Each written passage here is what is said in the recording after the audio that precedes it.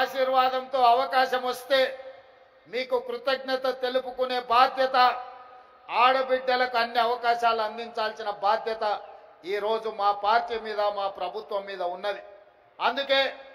ఆనాడు 2014 నుంచి 2019 వరకు ఆనాటి ముఖ్యమంత్రి చంద్రశేఖరరావు గారు మంత్రివర్గంలో ఒక్క ఆడబిడ్డ కూడా మంత్రిగా లేకపోయినా 5 సంవత్సరాలు మౌనంగా ఉన్న ఆడబిడ్డలు ఆ తర్వాత ఇచ్చిన తీర్పుతో మొదటి మంత్రివర్గంలోనే మీ అభిమాన నాయకురాలు శ్రీమతి కొండా సురేఖ గారు, మా సోదరిమణి సీతక్కను ఈరోజు మంత్రివర్గంలో ఈ ఓరుగల్లు గడ్డ మీద నుంచే ఈ ఆడబిడ్డలను మంత్రివర్గంలో ప్రముఖ స్థానం ఇచ్చి ఈనాటి ఈ సభా నాయకత్వాన్ని కూడా ఆ ఆడబిడ్డల చేతుల్లోనే పెట్టడం జరిగింది. ఇదే కాదు, వరంగల్ పార్లమెంటు నుంచి కూడా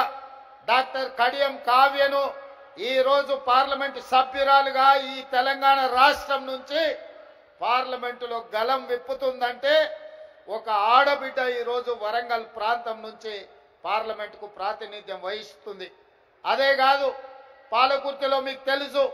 ఒక రాక్షసుడు అక్కడ రాజ్యమేలుతుంటే మీ సోదరిమణి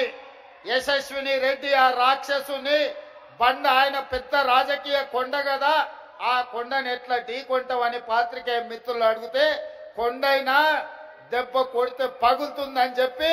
ఆ కొండను బద్దలు కొట్టి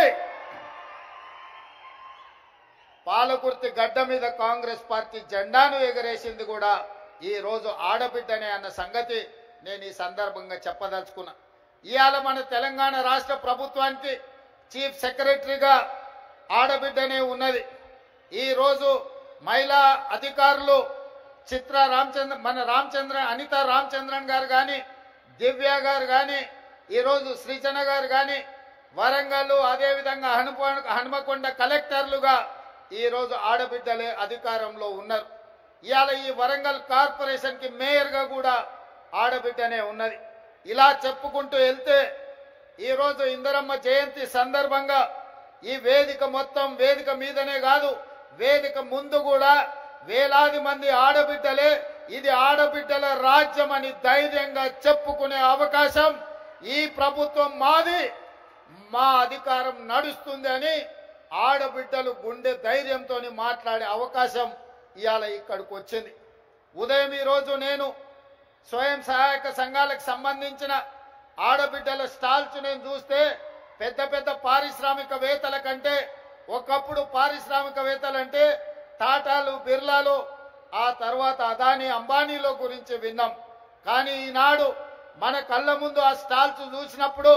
ఇవాళ మా ఉప ముఖ్యమంత్రి బట్టి విక్రమార్క గారు సోలార్ పవర్ ప్రాజెక్టులు ఇవ్వాలని, 1 కోటి మంది మహిళల్ని కోటీశ్వరులను చెయ్యాలన్న ఆలోచన చెబుతుంటే టాటా, బిర్లాలనే కాదు అదానీ, అంబానీలను తలదన్నే వ్యాపారవేత్తలుగా మా ఆడబిడ్డల్ని ఇందిరమ్మ రాజ్యంలో తయారు చేసి కార్పొరేట్ కంపెనీలకు సవాలు విసిరి ఈరోజు సౌర విద్యుత్ ప్రాజెక్టులు ఆడబిడ్డలకు ఇవ్వడానికి ఇవాళ మన ప్రభుత్వం నిర్ణయం